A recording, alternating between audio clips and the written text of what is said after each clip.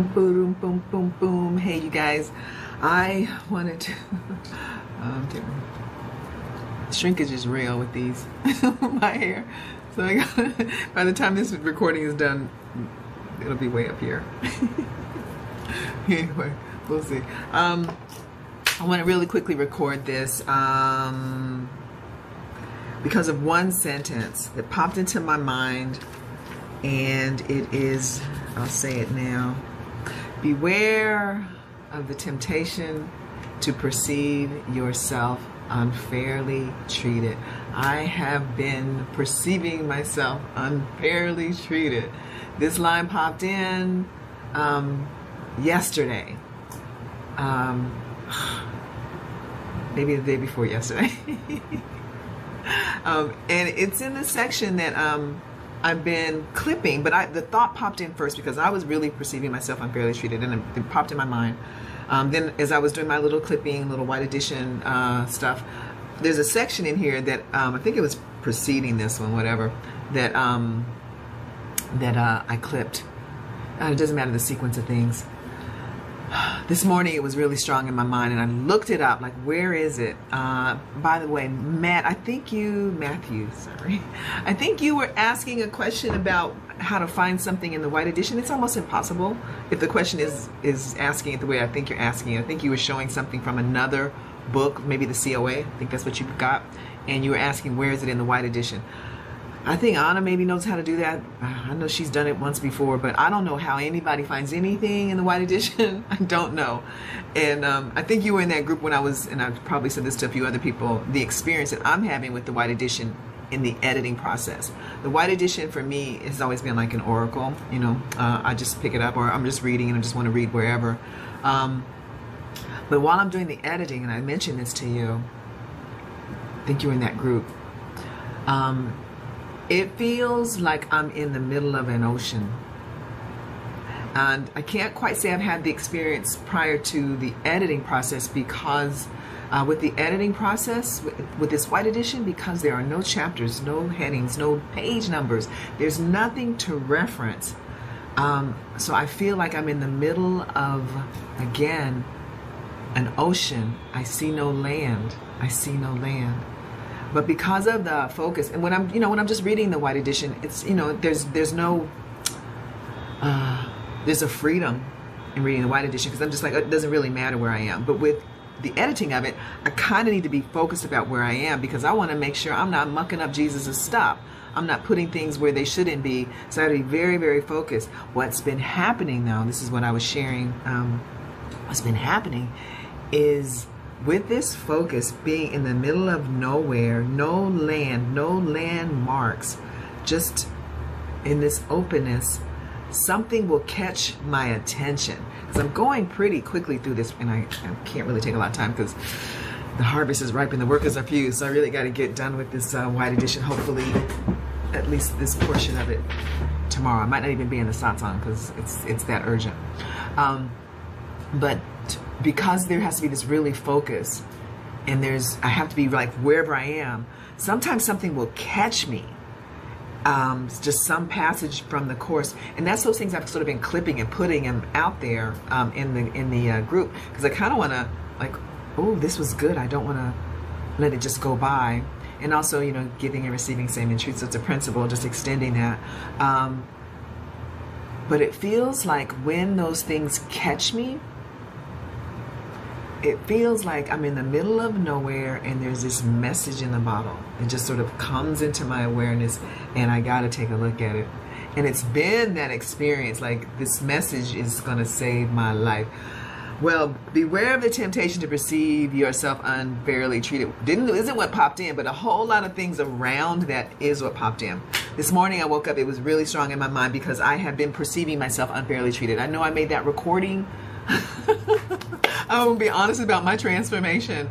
Even though I made that recording, and I was talking about, it ain't nothing but a serpent. It's just offering you the apple.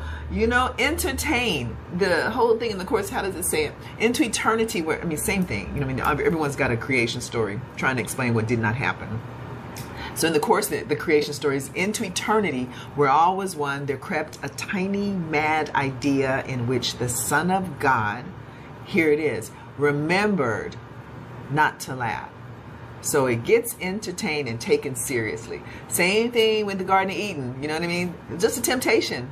Could have easily said, yeah, no, I'm good. Got everything. Same thing with the prodigal son. Why am I trying to leave? I got everything. But entertained, not questioned, and then taken serious, because in reality, prodigal son could never leave his father. He went out there and eating with the swine only because he believed he could separate from his father. As soon as he turned around, the father rushed to meet him. Like, dude, come on. And then it's also, you know, clarified in the one that did not leave. So, I mean, that's another story for another time. Same thing with, you know, the story of Genesis chapter 1 and Genesis chapter 2. If not for the belief, the temptation, and not, you know, could have just ignored it, like, now I'm good. But even if you take a bite of it, immediately turn around and go, no, okay, my fault, my bad. I know I can't really separate from you, Father. Who told me I was naked? This fool over here, this idea in my mind that I entertain and I believe. But, you know, that's not how it goes for us. That's not how it went for me. Even though I just told you those stories, which I talk about a lot, even though I just did the recording, Lord Jesus, I not only took a bite of the apple, I cut the freaking apple tree down and started planting seeds. I was Johnny Appleseed. I was really in it, and thank you, Father. He does not give up on me. He does not give up on me. And that came into, I mean, a lot of things around it. Anyway, I was like this yesterday. I couldn't even do the white edition. I was so like this. Something to do with my baptism too. Maybe I'll talk about that. But right now I'm too tender with the whole thing. So I'm behind, or so it would appear. So I got to get on this. But I want to read this because it popped into my mind, and as I started to read it, because this is the thing, when I was a kid, I was like a little minister. Not that I was filled with Holy Spirit, or maybe I was. Maybe I was. But it was mostly because I could read pretty well, so they paraded me around like I had spirit or whatever. That soon could not maintain it. It could not that facade could not maintain itself that soon. I had a good run. But me with my divorced mom, and and then there were some other things that we want to take serious that happens in churches. This world is crazy. Even that, when I think about the things that happened in the church, I could perceive myself unfairly treated. And he says, beware. But this is the thing why I'm reading in a minute. After 10 minutes of what I'm going to read is because when I was a little minister, or even before I was a little minister, and after, especially after, I would peep how, I mean, I'm not saying all churches are like this, just my experience of how it was in my church. And of course, these things are for me. A line like that would be read, and a whole ministry would happen around a line. And I was like, yo, there's stuff before this and there's stuff after this. Some context would be helpful. So I'm going to read before, and it's a number of pages. So I started just like looking at this morning. I'm like, this is really long. That's why I'm recording it and not doing a voice clip, because I just thought this is really long. I know y'all don't listen to my voice clips nor my videos. But it's who it's for. As I perceive myself, I'm barely treated. Let me read this. Okay, so I'm going to start. And oh, Matthew, what I wanted to say is, I think that was your question, and I didn't mean to, I didn't mean to not respond to your question, but I was in the middle of being unfairly treated. And I didn't really know, I'm not sure if that's what you were asking, but it is virtually impossible. Because I tried. I wanted to read it out of the white edition, and I could not find it. I know I have 100 pages left, y'all.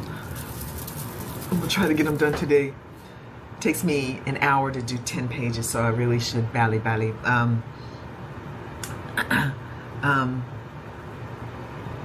So I tried to find it in the white edition. I could not. So I'm reading it out of the Sparkly Edition. The Sparkly Edition is the next best thing. The thing with the white edition, it has no, again, it's like being in the middle of nowhere. It has no markers. So I knew what I wanted to read, and I knew it was about 100 pages to the end, but you know, it's like you can't find anything in there. Everything has to be absolutely in the moment, and whatever you need is what will be spoken to you. I'm trying to look for something specific, couldn't find it, but Sparkly Edition will suffice. It has page numbers and it has titles, and it has chapters. So this is from chapter 26, the transition.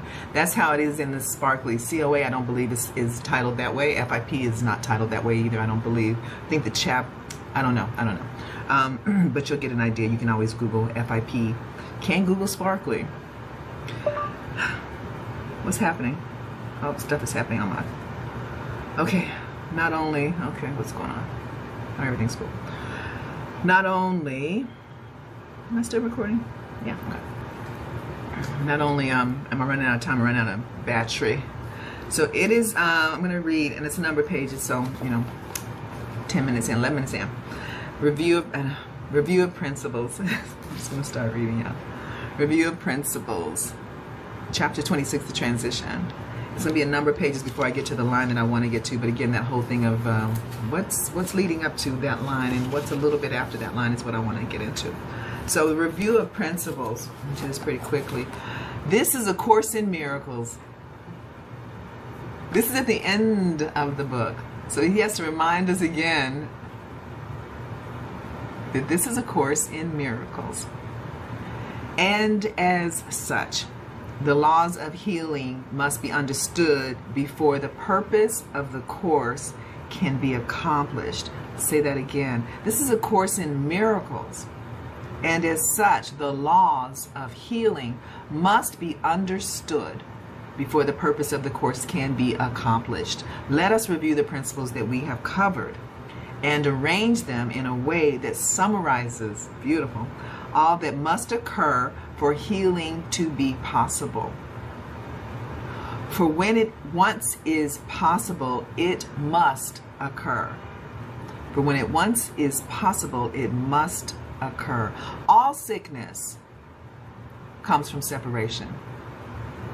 I love these absolutes. They're so easy to dismiss because, you know, you can, Jesus hyperbole, extraness. All, he says all. He says all, y'all. And I know the mind goes, well, what about Teddy? What about blah, blah, blah? What about Ken Wapnick? What about? If anyone want to holler at me about that question, I'm going to answer you the way that Joel Goldsmith answered it to me. It's helpful. All sickness, got to take his word for it, all sickness comes from separation. When the separation is denied, it goes. Here's the promise. All sickness comes from separation. When the separation is denied, it goes.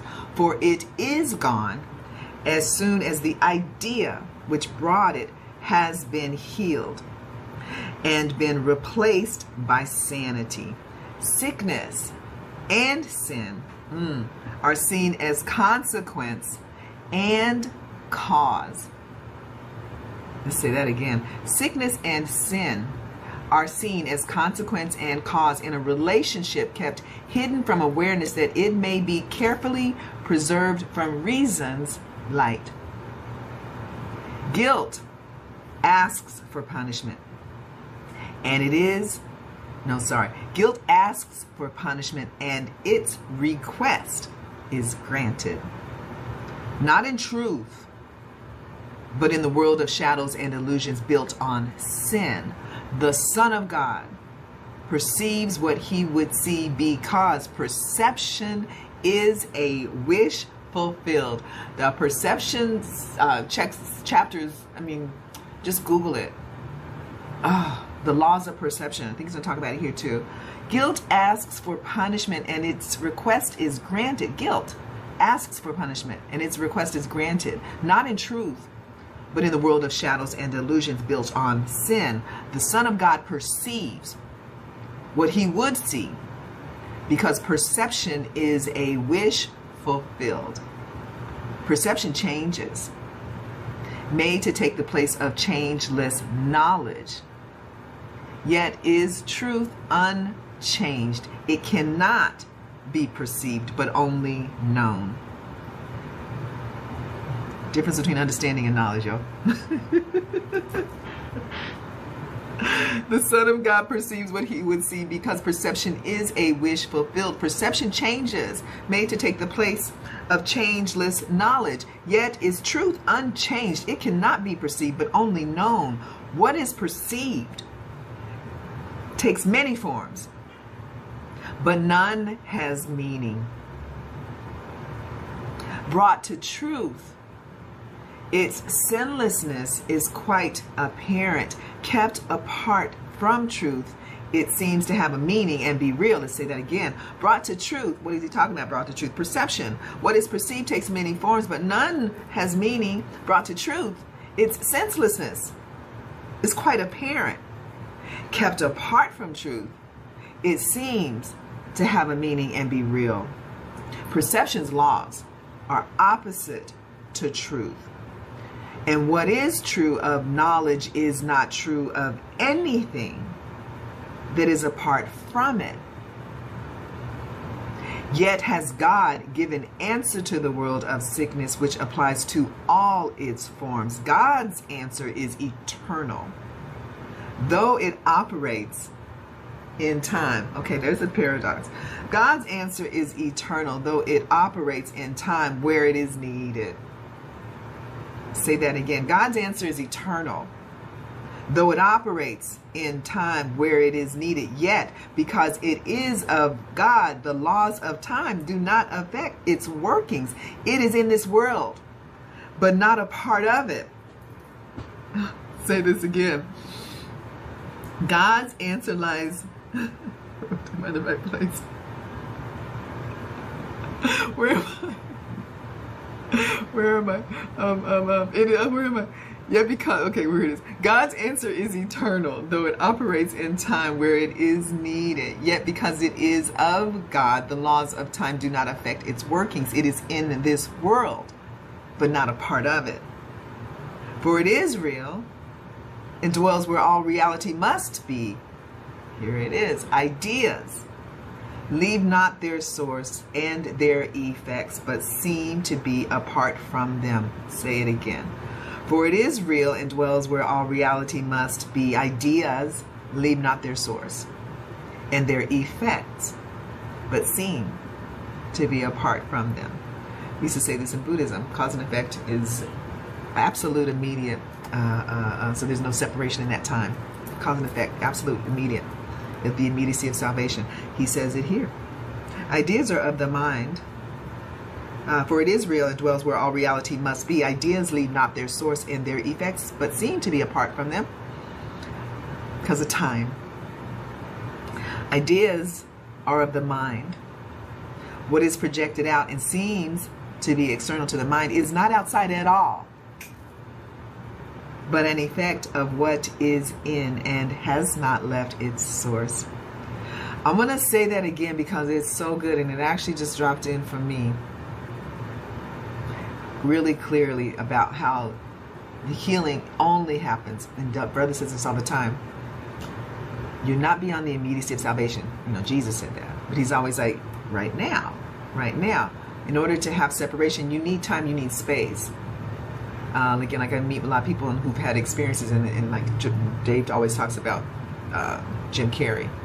People I get to join with people, and oftentimes this is what comes up is they had an experience and then they're talking about, and I always ask the question, where is that experience? And it'll kind of stop things because they want me to ask, when was that experience? No, where? Right here. Here it is again. Where is that experience?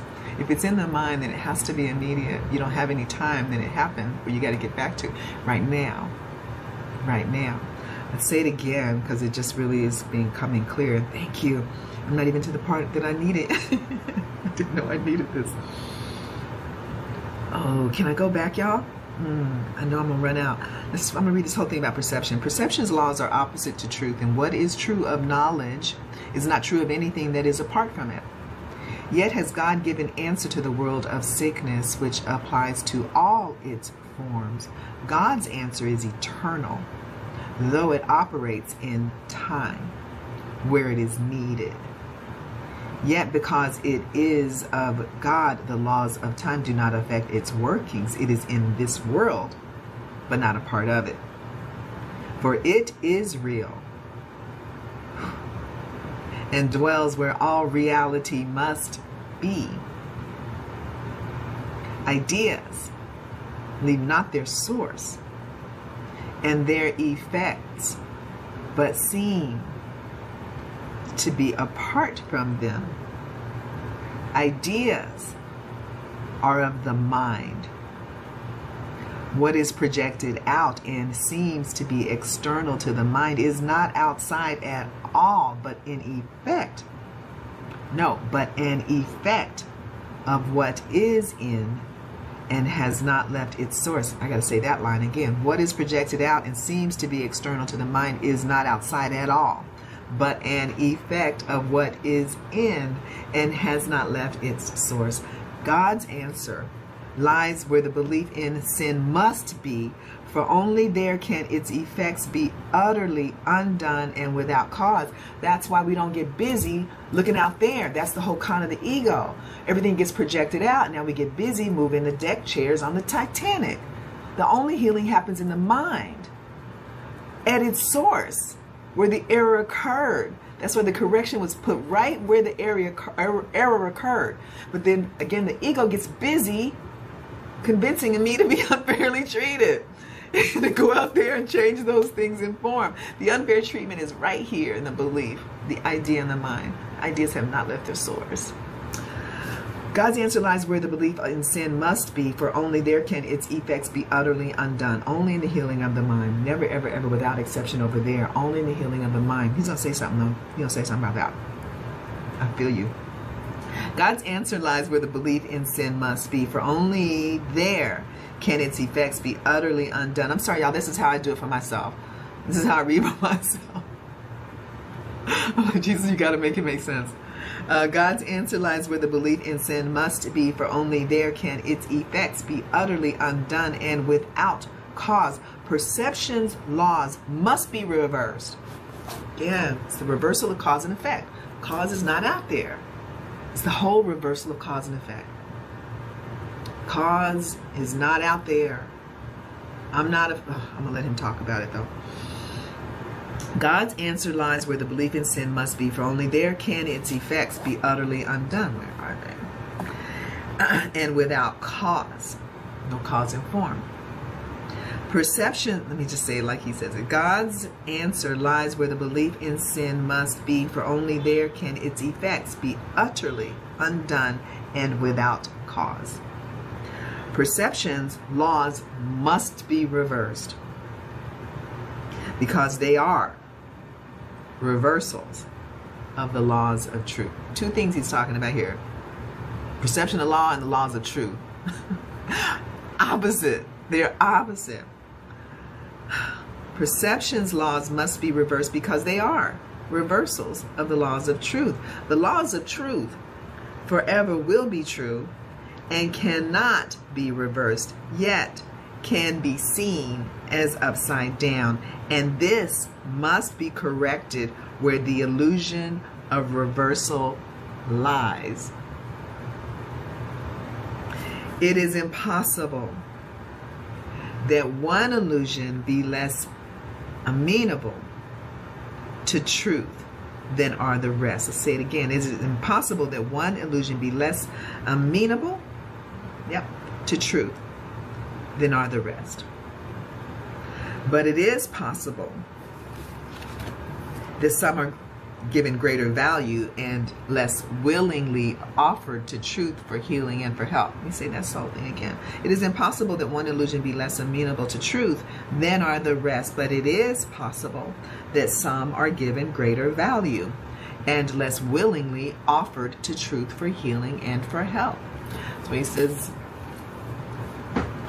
a headache, a cold is no more real than or less powerful than a cancer. But we have, we've relegated, there's a hierarchy in the illusions. He says there's no order of difficulty in the miracle. Comes right here. But it is possible that some are given greater value and less willingly offered to truth for healing and for help. No illusion has any truth in it. No order of difficulty in the miracle. What is it? No hierarchy in the illusion. No hierarchy. No illusion has, because it has no truth. No, one is not more true than the other. No illusion has any truth in it. Yet it appears some are more true than others. Yet it appears some are more true than others. Although this clearly makes no sense at all. Let's say it again. Jesus, be bugging. No illusion has any truth in it. Yet it appears some are more true than others. Although this clearly makes no sense at all. All that a hierarchy of illusions can show is preference, not reality. I prefer $1 million than 10.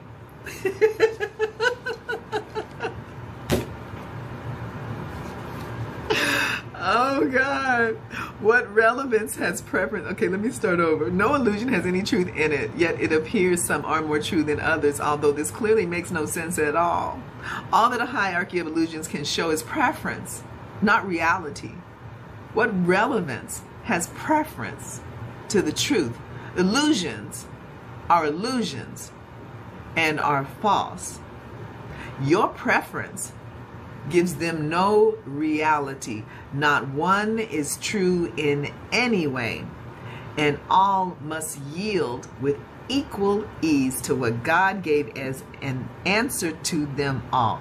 This is so cool. When he does these absolutes, it's so easy to dismiss it. He didn't say most of this is true, and you know it's kind of not that difficult. Sometimes, you know, he says none of it. He says not one is true.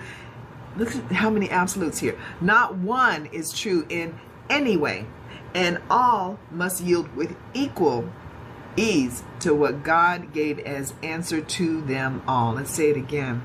Your preference gives them no, let's say it all over. What relevance has preference to the truth? Illusions are illusions and are false. Your preference gives them no reality. Not one is true in any way, and all must yield with equal ease to what God gave as answer to them all. God's will is one. God's will is one.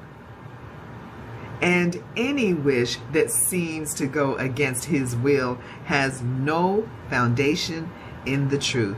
The Sparkly helps you read stuff because Bill Thedford put all of these capitalization, so you can't help but it's kind of cool. I mean, he was the one right there with Helen receiving these, you know, Helen was, it was channeled through her, and he was like taking his notes down, and these are, you know, he did the Sparkly and the White edition are the Bill Thedford edits. In the White edition, all these caps are taken out because Bill Thedford put those in, but it's kind of cool because I used to not read this one because like I'm like, why is he yelling? But I see why. It's cool. It's cool. Which of these illusions do I prefer? The FIP, the White edition, the Sparkly edition. Which of these illusions do I prefer? All right.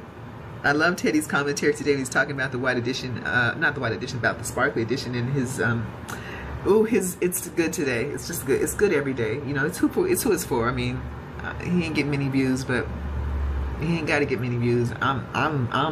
He needs my view. But today it's good. Really, it talks about, I'm going to get into this, but I want to say this real quick. This is about the way that we read the verse 50. He talks about, in the lesson today, I'm just going to keep going. But he talks about how this is speaking, how this can speak to you, and the language. And I mean, I really do dig like the words that it makes me think like, why is he using this word and not another word? And you know, those things can, again, like this part about all these absolutes, those things can be easily dismissed or not really like heeded. But why would he say that? Why would he say not one? Why would he use those words? I don't think, because we're lazy. We just whatever. It doesn't mean anything. And it doesn't mean anything in essence. I'm giving everything I see all the meaning that it has. Yes, yes, yes. Jesus, though. Jesus is giving us these words. And because he knows that we're giving everything, meaning he's very specific in what he's giving us. So when these words cross past me, it's like, why would he say this word and not another word? And when I was at the little retreat, I had the opportunity to sort of introduce the way that we read the first 50. And there are people there. This group was amazing though, because they had spent time with Nook Sanchez and her whole thing of, you know, getting into the feeling state. So it was a little bit different than someone coming in really, really super cold. But they just peeped it. And I remember this one woman who actually had come to ours before, but it just clicked for her this time. She was so sweet. She sent me a message afterwards. She was like, I never heard these words. I know. When I first saw Brother doing the first 50, this is before I knew who he was really. He popped into my feed, you know how we doing, you know, the 2020s.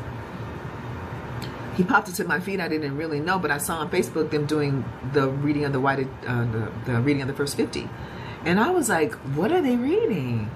And everyone says that they come into our group. They're like, "What?" I didn't know what they were reading, but I knew that what they were reading, and I was like, "I have that book.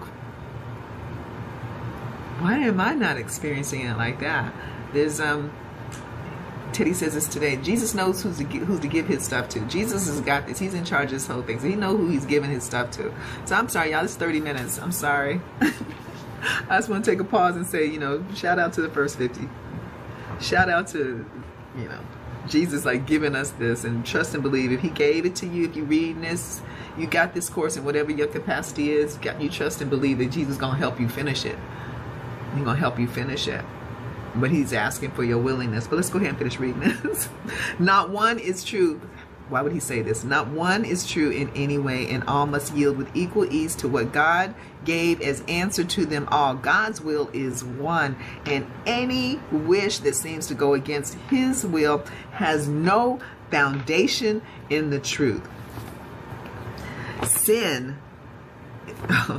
is not error, for it goes beyond correction to impossibility. Yet the belief that it is real has made some errors seem forever past the hope of healing and the lasting grounds for hell. Let me read that again, because he's saying no. He's saying, sin is not error, for it goes beyond correction to impossibility. Ain't true. Yet the belief that it is real has made some errors seem forever past the hope of healing and the lasting grounds for hell. If this were so, everything he just said, if this were so, would heaven be opposed by its own opposite, as real as it? Then would God's will be split in two, and all creation be subjected to the laws of two opposing powers, until God becomes impatient, splits the worlds apart, and relegates attack unto himself. Thus has he lost his mind. Jesus is tripping. He says God has lost his mind, proclaiming sin has taken his reality from him and brought his love at last to vengeance heals. For such an insane picture, an insane defense can be expected, but cannot establish that the picture must be true. This just reminds me that Joe Goldsmith is always talking about there's only one power. There's only one power. There's not two powers. I mean, I know, like, if you came up like me in a bit of church, I mean, again, like I said, that wore itself out quickly, but a bit of church, you know, God doing battle with the devil. Devil equal power. You know, it's bull. So that's bull. That's impossible. Because he says it right here. Sin is not error, for it goes beyond correction to impossibility. And this is the line. Yet the belief that it is real has made some errors seem forever past the hope of healing and the lasting grounds for hell. If this were so, the hope of healing and the lasting grounds for, let me start over. Sin is not error, for it goes beyond correction to impossibility. Okay, so sin is not error, for it goes beyond correction to impossibility. Yet the belief that it is real has made some errors seem forever past the hope of healing and the lasting grounds for hell. If this were so, would heaven be opposed by its own opposite, as real as it? Then would God's will be split in two, and all creation be subjected to the laws of two opposing powers. Two powers, not one. Then would God's will be split into separation. Then would God's will be split into, and all creation be subjected to the laws of two opposing powers until God becomes impatient, splits the world apart, and relegates attack unto himself. Thus has he lost his mind, proclaiming sin has taken his reality from him and brought his love at last to vengeance heels. For such an insane picture, an insane defense can be expected, but cannot establish that the picture must be true. Nothing gives meaning where no meaning is. He's so good.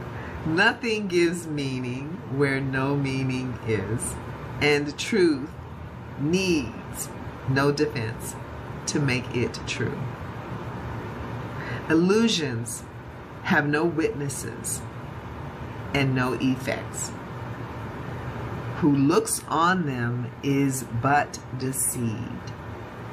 Forgiveness is the only function here, and serves to bring the joy this world denies to every aspect of God's Son, where sin was thought to rule. Perhaps you do not see the role forgiveness plays in ending death and all beliefs that rise from mists of guilt. Sins are beliefs which you impose between your brother and yourself. They limit you to time and place and give a little space to you, another little space to him. This separating off is symbolized in your perception by a body which is clearly separate and a thing apart. Yet what this symbol represents is but your wish to be apart and separate. Forgiveness takes away what stands between your brother and yourself. It is the wish that you be joined with him and not apart. That's what forgiveness is. I'll say it again. Forgiveness takes away what stands between your brother and yourself. It is the wish that you be joined with him and not apart. We call it wish because it still conceives of other choices and has not yet reached beyond the world of choice entirely. That's important. I just heard it. Forgiveness takes away what stands between your brother and yourself. It is the wish that you be joined with him and not apart. We call it wish because we call it wish because it still conceives of other choices and has not yet reached beyond the world of choice entirely. Yet is this wish in line with heaven's state and not in opposition to God's will. Although it falls far short of giving you your full inheritance, it does remove, this is what we asked to do, it does remove the obstacles which you have placed between the heaven where you are and recognition of where and what you are. Let's say that again. Although it falls far short of giving you your full inheritance, it does remove the obstacles which you have placed between the heaven where you are and recognition of where and what you are. Facts are unchanged, yet facts can be denied and thus unknown, though they were known before they were denied. Salvation, perfect and complete, asks but a little wish that what is true be true, a little willingness to overlook what is not there, a little sigh that speaks for heaven as a preference to this world, which death and desolation seem to rule. In joyous answer will creation rise within you to replace the world you see with heaven, wholly perfect and complete. What is forgiveness? but a willingness that truth be true. What can remain unhealed and broken from a unity which holds all things within itself? There is no sin, and every miracle is possible the instant that the Son of God perceives his wishes and the will of God are one. What is the will of God? He wills his Son have everything. And this he guaranteed when he created him as everything. It is impossible that anything be lost if what you have is what you are. This is the miracle by which creation became your function, sharing it with God. It is not understood apart from him and therefore has no meaning in this world. Here does the Son of God ask not too much, but far too little. He would sacrifice his own identity with everything to find a little treasure of his own. Say it again. He would sacrifice his own identity with everything to find a little treasure of his own. He would give up oneness to be separate. He would sacrifice his own identity. He would sacrifice his own identity with everything to find a little treasure of his own. And this he cannot do without a sense of isolation, loss, and loneliness. Makes sense? This is the treasure he has sought to find, and he could only be afraid of it. Is fear a treasure? Can uncertainty be what you want?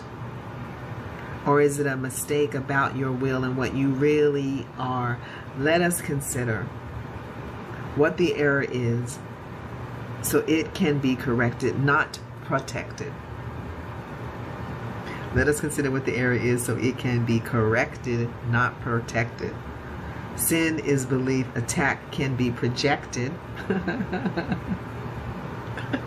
He just flowed right here. Sin is...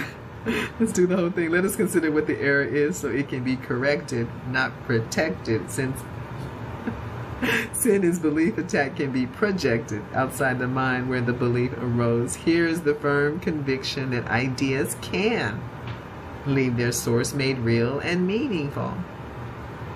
Say that again. Sin is belief, attack can be projected outside. That's a whole metaphysics right there. I believe that I can give some of this guilt away and keep some too. That's the whole metaphysics. Projecting every single thing out of this guilty mind. Oh, I just lost my page. Uh-oh. Does that mean I'm done? Ah, here it is. I'm not. Sorry, y'all. Oof, 45 minutes. Okay. I don't see my line yet. Okay, sin is belief, attack can be projected outside the mind where the belief arose. Here's the firm conviction that ideas can leave their source made real and meaningful. And from this error does the world of sin and sacrifice arise. This world is an attempt to prove your innocence while cherishing attack. Again, that's a whole metaphysics. I get to make myself innocent by making someone else guilty. Giving some away and keeping some for myself. This world is an attempt to prove your innocence while cherishing attack. Its failure lies in that you still feel guilty. Oh, sorry, Jesus, you were about to say it. My fault. Let's say it. Let him say it. Sin is belief, attack can be projected out. Oh, sin is belief, attack can be projected outside the mind where the belief arose. Here is the firm conviction that ideas can leave their source made real and meaningful. And from this error does the world of sin and sacrifice arise. This world is an attempt to prove your innocence while cherishing attack. Its failure lies in that you still feel guilty, though without understanding why. Effects are seen as separate from their source and seem to be beyond you to control, or to prevent. Beware of the temptation to perceive yourself unfairly treated. Cause of my upset feeling of unfair treatment has to do with over there. I'm unfairly treated. It says it right here. Effects are seen as separate from their source and seem to be beyond you to control or to prevent. What is thus kept apart can never join. Cause and effect are one. Say this in Buddhism. I say that already? Cause and effect are one, not separate. God wills you learn what always has been true, that He created you as part of Him. And this must still be true because ideas leave not their source. All right, can you hear that? Let me say that again. Cause and effect are one, not separate. God wills you learn what always has been true, that He created you as part of Him. And this must still be true because ideas leave not their source. Such is creation's law, that each idea the mind conceives but adds to its abundance, never takes away. This is as true of what is idly wished as what is truly willed. Because this is the power of the mind. Because the mind can wish to be deceived, but cannot make it be what it is not. And to believe ideas can leave their source is to invite illusions to be true without success. For never will success be possible in trying to deceive the Son of God. The miracle is possible when cause and consequence are brought together, not kept separate. He affects consequences here. Again, I peep these words, like, why does he use this word? Consequence. Your effects are consequences. The miracle is possible when cause and consequence are brought together, not kept separate.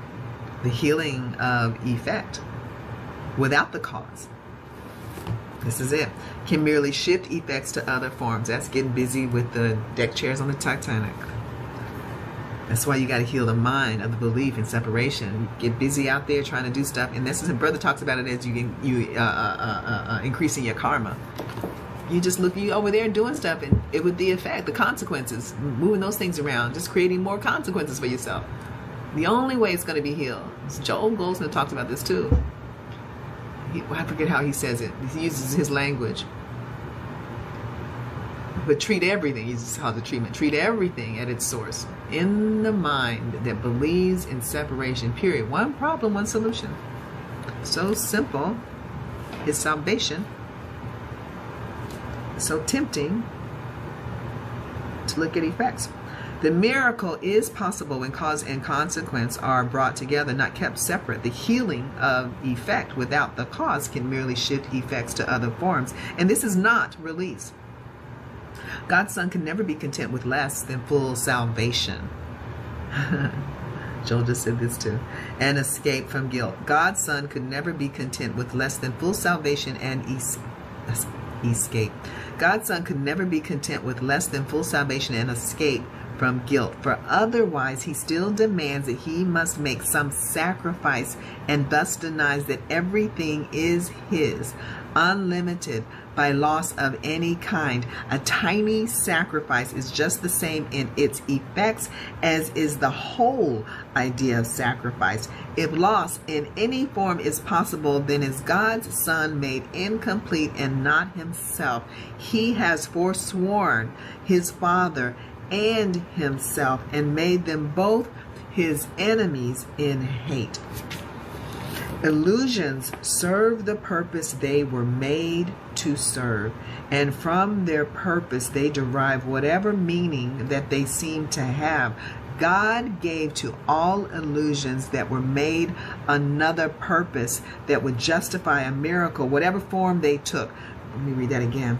I didn't hear it. Illusions serve the purpose they were made to serve, and from their purpose they derive whatever meaning that they seem to have. God gave to all illusions that were made another purpose. There it is. God gave to all illusions that were made another purpose that would justify a miracle, whatever form they took. In every miracle, all healing lies, for God gave answer to them all as one, and what is one to him must be the same. If you believe what is the same is different, you but deceive yourself. What God calls one will be forever one, not separate. His kingdom is united. Thus it was created, and thus will it ever be. The miracle but calls your ancient name, which you will recognize because the truth is in your memory, and to this name your brother calls for his release and yours. Heaven is shining on the Son of God. Deny him not, that you may be released. Each instant is the Son of God reborn until he chooses not to die again. In every wish to hurt, he chooses death instead of what his Father wills for him. See that again. Deny him not. Heaven is shining on the Son of God. Deny him not, that you may be released. Say that again. Heaven is shining on the Son of God. Deny him not, that you may be released. Each instant is the Son of God reborn until he chooses not to die again. In every wish to hurt, he chooses death instead of what his Father wills for him. Yet every instant offers life to him because his Father wills that he should live. In crucifixion is redemption laid, for healing is not needed where there is no pain or suffering. Forgiveness is the answer to forgiveness is the answer to attack of any kind.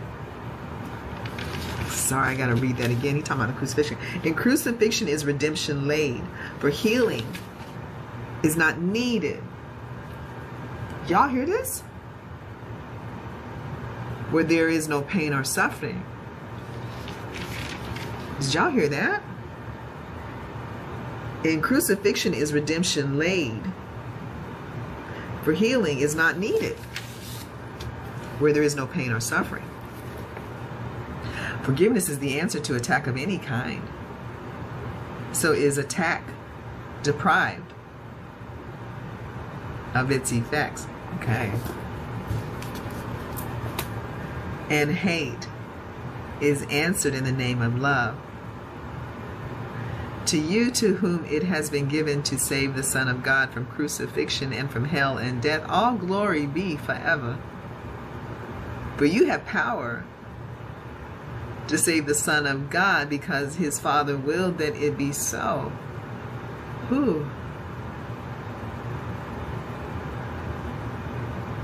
And in your hands does all salvation lie, to be both offered and received as one. To you, to whom it has been given to save the Son of God from crucifixion and from hell and death, all glory be forever.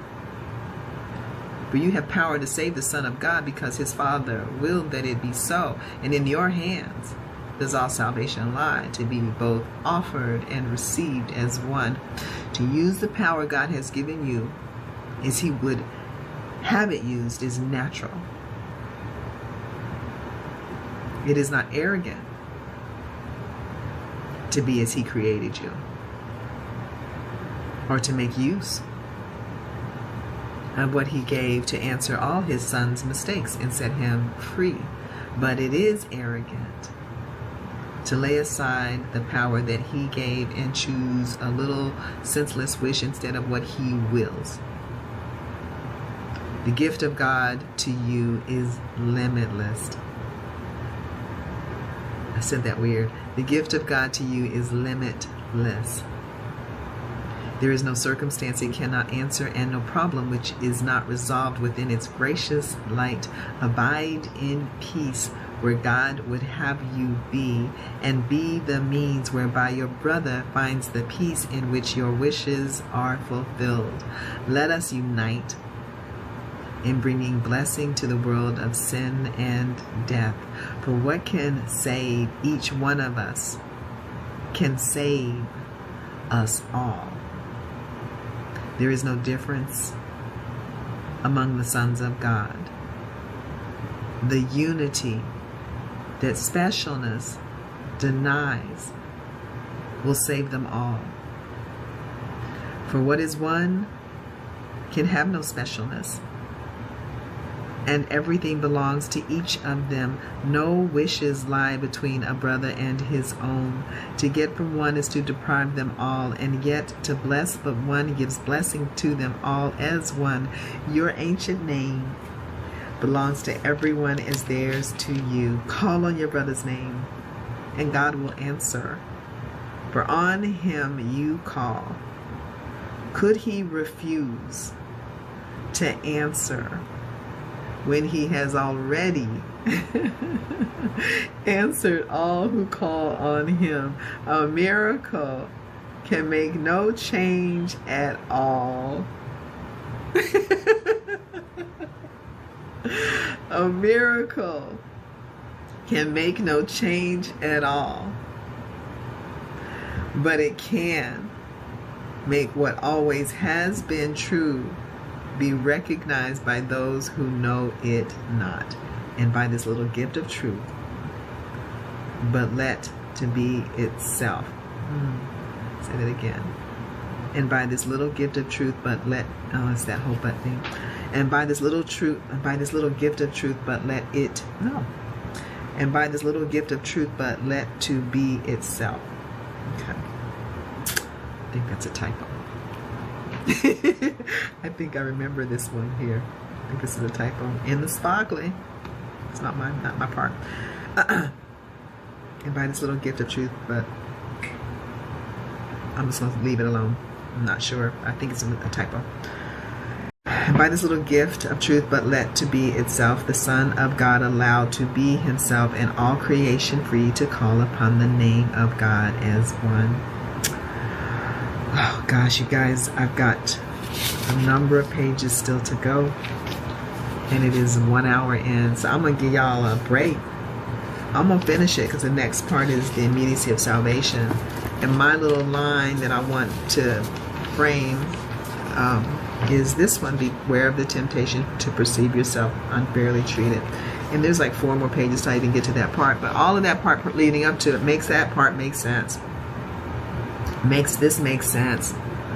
Taken out of context, I like saying it, but put into context, I can, I can apply it. I could see it in my own mind.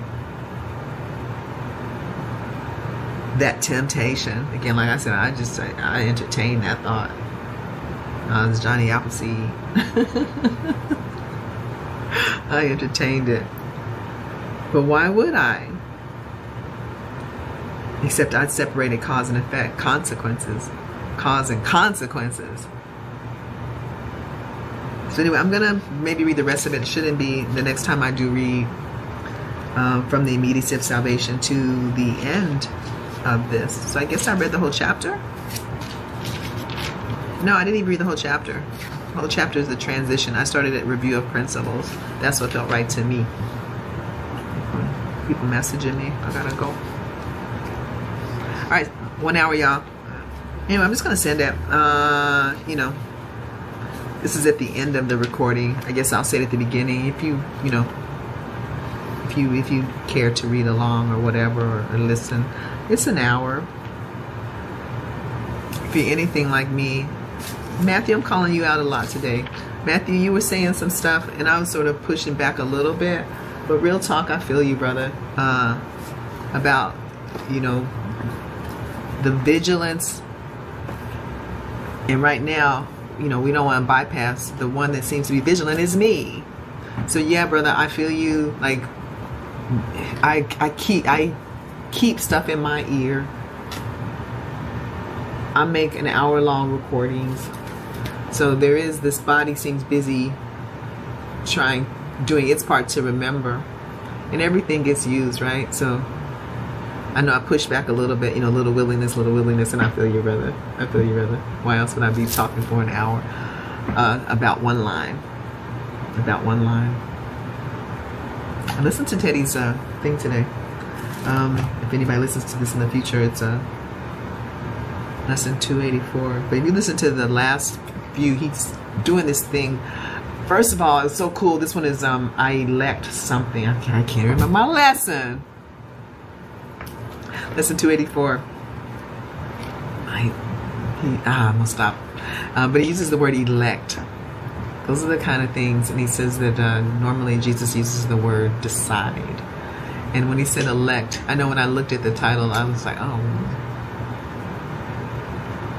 I mean, I make the titles. When I looked at the title of the lesson, it made me think of, and when I'm listening to Teddy, like, he says, you got to cast your vote.